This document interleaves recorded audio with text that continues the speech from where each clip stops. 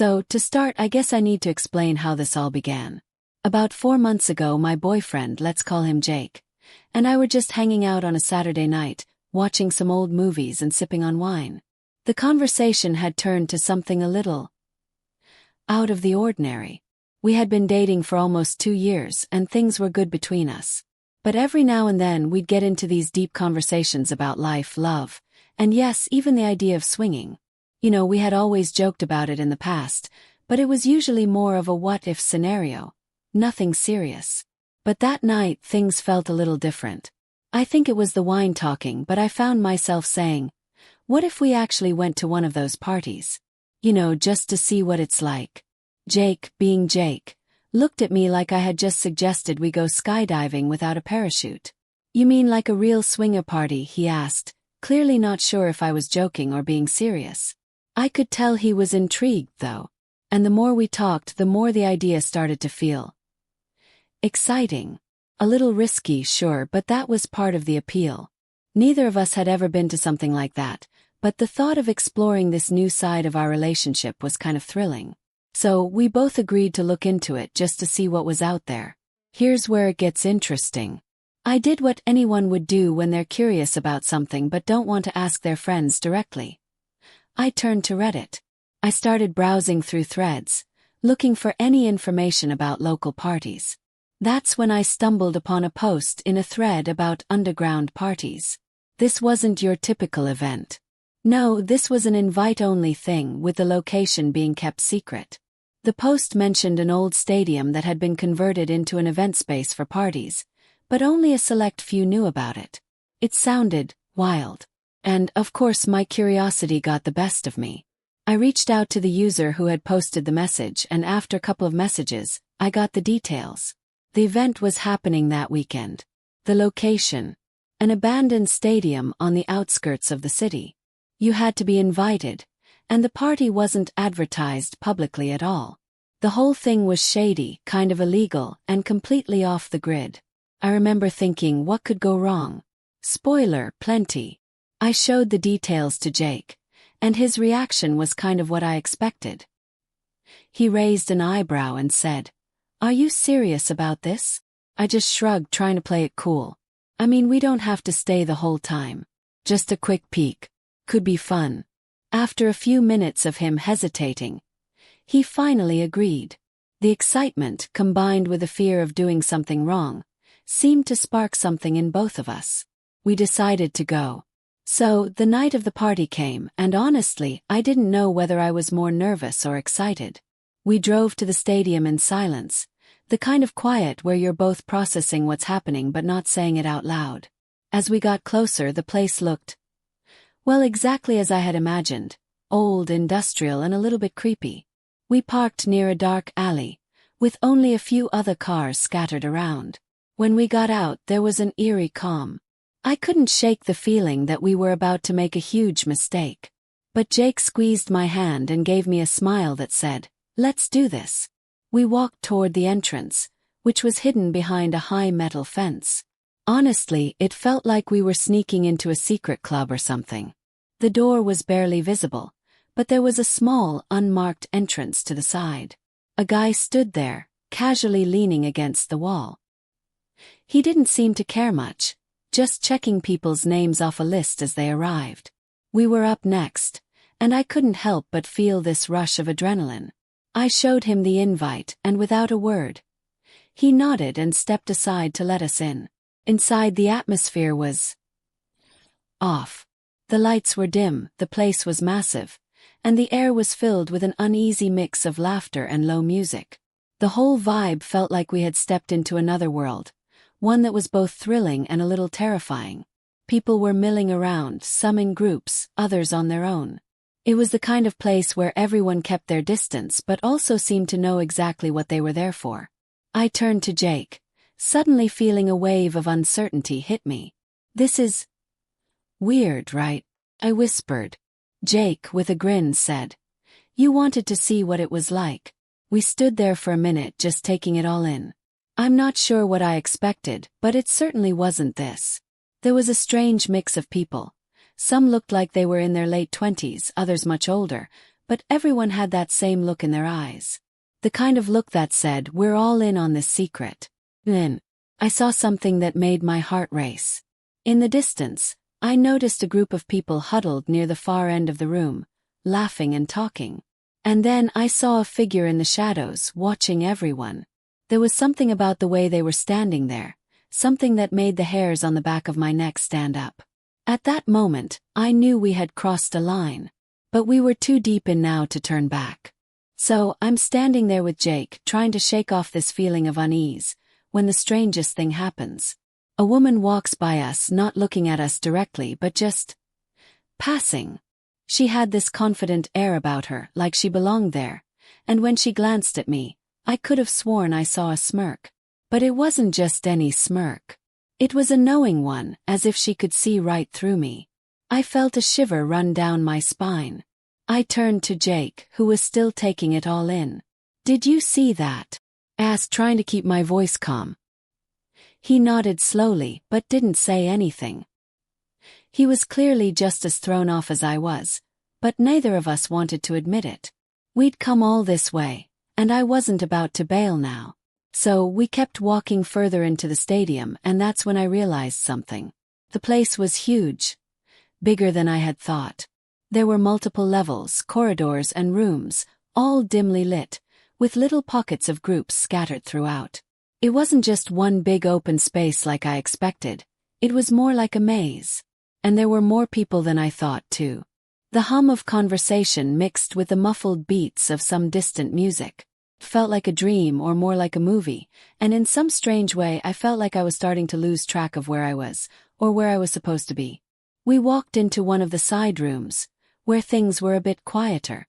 There were a few people there, standing in small groups, talking softly. Some were in casual clothes, others dressed more. Well, let's just say they weren't there to watch a game. My heart was pounding in my chest as I tried not to make eye contact with anyone. The last thing I wanted was to stand out. I was starting to feel out of place. Maybe it was the alcohol or maybe it was just the situation, but something about being in that room made me feel trapped. I didn't know why, but I just couldn't shake the feeling that someone was watching us. Jake seemed to be in his own world, scanning the room and nodding to a few familiar faces that I didn't recognize. He was starting to loosen up, but I wasn't feeling it. This whole idea of pushing boundaries had sounded thrilling before, but now that we were here, I wasn't sure what to expect. As we moved through the crowd, I noticed that the conversations around us seemed to change when we got close. It wasn't anything obvious, but it was like the energy shifted. People would smile or give us a quick nod, but it wasn't a friendly smile.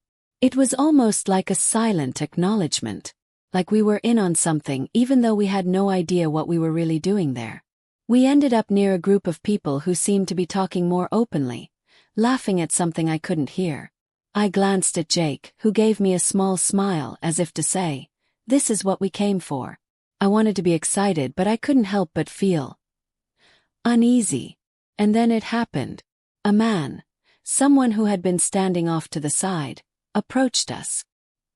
He was tall with dark hair, wearing a suit jacket that looked too nice for this setting.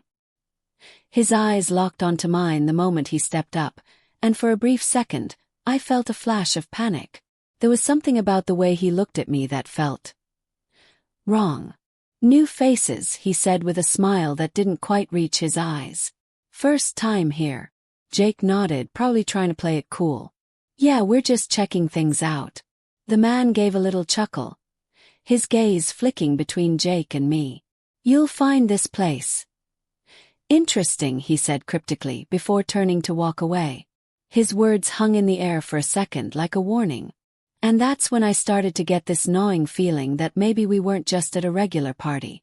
Maybe there was something more to this place, something darker. I didn't know why, but I felt like I had just opened a door to a world I wasn't supposed to see. We didn't stay long in that room.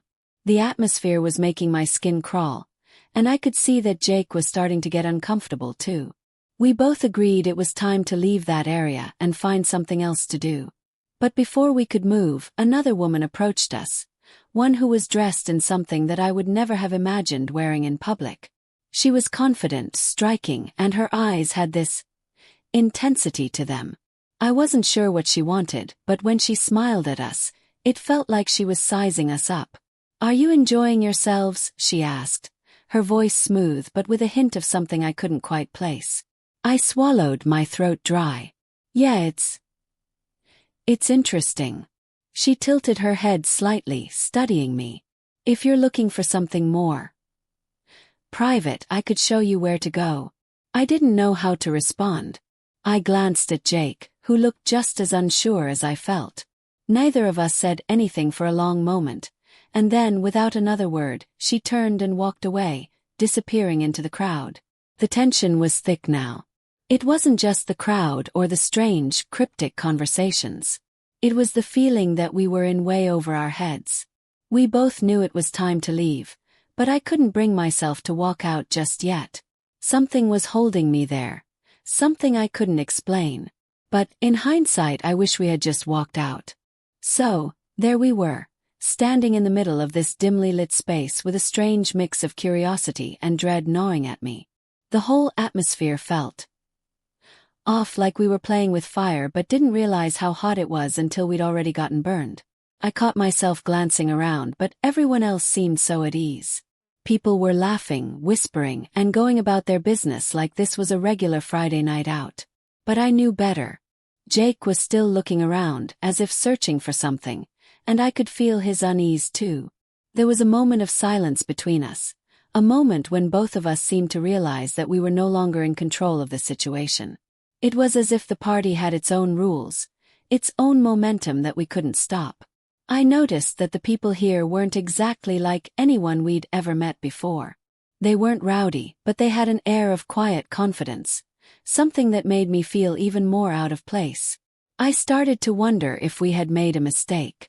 What had seemed like a fun, adventurous night had now turned into a situation where I felt more like an outsider than a participant.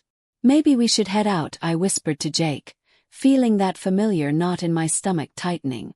I didn't even know what I was afraid of, but the uncertainty was starting to overwhelm me. Jake, still distracted by the people around us, didn't immediately respond. Instead, he just nodded like he was processing everything. I was about to grab his arm and head towards the exit when, out of nowhere, the lights dimmed even further. The low hum of the music became louder, almost deafening. I felt the temperature drop a few degrees, and it was like everyone had stopped moving at once. I turned to look at Jake, only to find that he was staring at something, or someone, at the other end of the room. There, in the far corner, was a figure. Not just any figure, but someone who stood out from everyone else in the room. The person had this presence, a strong magnetic pull that seemed to draw everyone's attention, even though they weren't doing anything. They were just standing there watching. I don't know how long we stood there staring, but the silence was broken when a man next to me muttered, "The show's about to begin." His tone was so casual, but his words hit me like a wave. My heart skipped a beat. The show. What did that even mean? Jake looked at me with wide eyes. Did he just say? Before I could answer, the figure in the corner moved. Slowly, deliberately, they started walking towards us, and with each step, I could feel the room holding its breath. There was something hypnotic about the way they moved. Graceful but unsettling.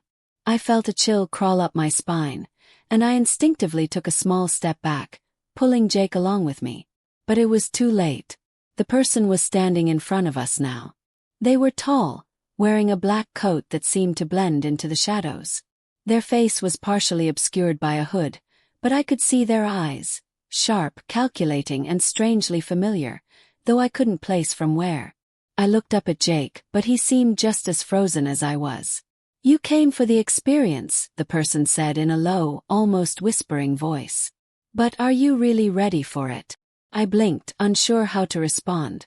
What did they mean by that? Ready for what? I wanted to ask, but I couldn't find my voice. The words felt trapped in my throat. Jake, sensing my hesitation, tried to speak. We're just looking around. We didn't expect." "Everyone expects something," the person interrupted smoothly. "That's why they're here. To see, to feel, to push boundaries. But the question is, how far are you willing to go?" I could feel my heart racing and I grabbed Jake's hand, squeezing it tight. This wasn't a party anymore. This wasn't some innocent fun. It was something else, something more dangerous. I could sense it. The way the room had shifted, the way the people seemed to move in the shadows. It felt like a trap.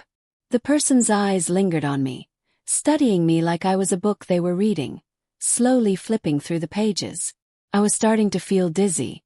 What was happening? I had no idea what kind of game they were playing, but I didn't want to be part of it anymore. "Do you know the rules?" the figure asked softly. "Or will you let the night decide for you?" I could feel the sweat starting to bead on my forehead, my nerves completely shot. I didn't want to be here anymore. I wanted to leave, but I didn't want to make a scene. I looked at Jake again, and he gave me a barely perceptible nod. "We should go," I whispered, my voice shaky but firm. "Now." Jake, still looking at the figure, finally nodded. The person didn't say anything more, but I could feel their gaze lingering on us, weighing us, before they slowly stepped back into the shadows. We turned and walked quickly towards the nearest exit, our footsteps echoing in the now quiet space. I didn't dare look back. The feeling of being watched, of being followed, was too much to bear. We had to get out. I could feel the adrenaline coursing through my veins as we hurried toward the door, but when we reached it, we found ourselves facing yet another problem. The door was locked. Locked. I spun around, panic rising in my chest. How had we just come in through that door, and now it was locked? The room felt even more oppressive now, the weight of it pressing down on me. Was there another exit? Had we been trapped? Jake tried the door handle again, rattling it, but it didn't budge. I could hear footsteps behind us, slow and deliberate. Someone was coming. I turned to face Jake, my voice barely a whisper. "We need to get out of here now." I wish I could tell you that things got better after that moment, but they didn't. In fact, everything went downhill from there. The panic, the fear, it all just spiraled, and I felt completely out of control. We tried to leave, but the door wouldn't open. We were trapped.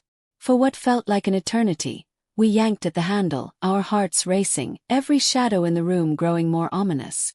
Then, out of nowhere, a man appeared behind us, one of the people from earlier in the evening. He stepped into our path, blocking the exit. "Leaving so soon?" he asked with a grin, his voice unsettling in the silence. His words felt more like a command than a question. I remember my heart hammering in my chest as I looked at Jake. We both knew deep down that there was no turning back. But in that moment, I just wanted to escape, to get as far away from this place as humanly possible. I had no idea what kind of party we had walked into, and now it felt like the stakes were much higher than I had ever imagined. The man didn't stop there. He just stood there, staring at us, almost daring us to say something.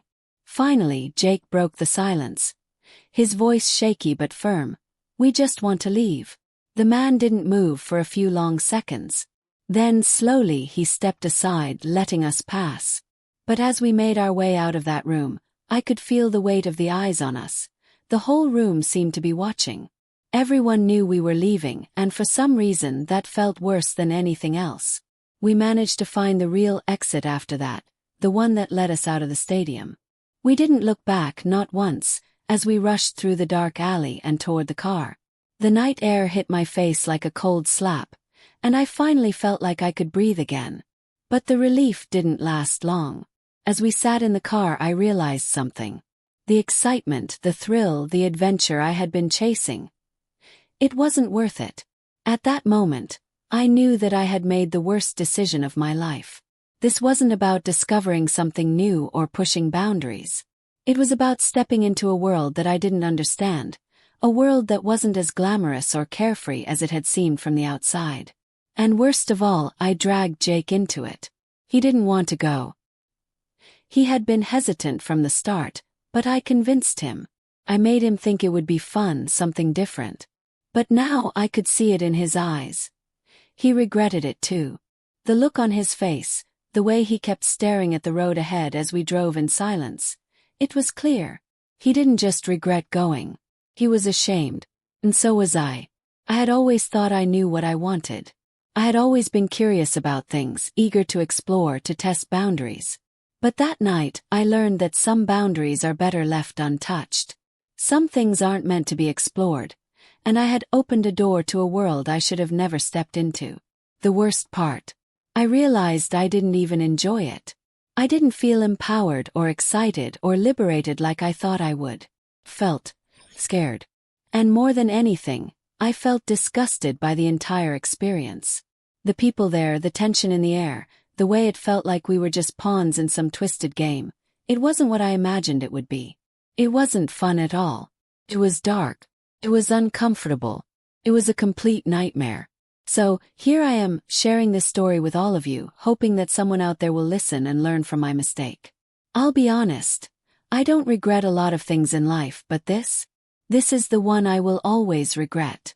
I'll never forget the look in Jake's eyes as we left that place. And I'll never forget the way I felt as we drove away from it. If you're thinking about going to something like that, don't. Seriously, don't. It's not worth it. The thrill of sneaking into some underground party and thinking you'll find excitement. That's just an illusion. The reality is much darker. And the consequences far more unsettling than you can imagine. We could have had a perfectly fine night. Just the two of us without all of this. Instead, I ended up learning a hard lesson about temptation, curiosity, and regret. So, do yourself a favor and avoid this kind of thing at all costs. You never know what you're getting yourself into, and the cost of that curiosity might be higher than you're willing to pay. And Jake, he's a good guy. We're fine now, but I can tell this isn't something we'll ever forget. And I'll never make that mistake again.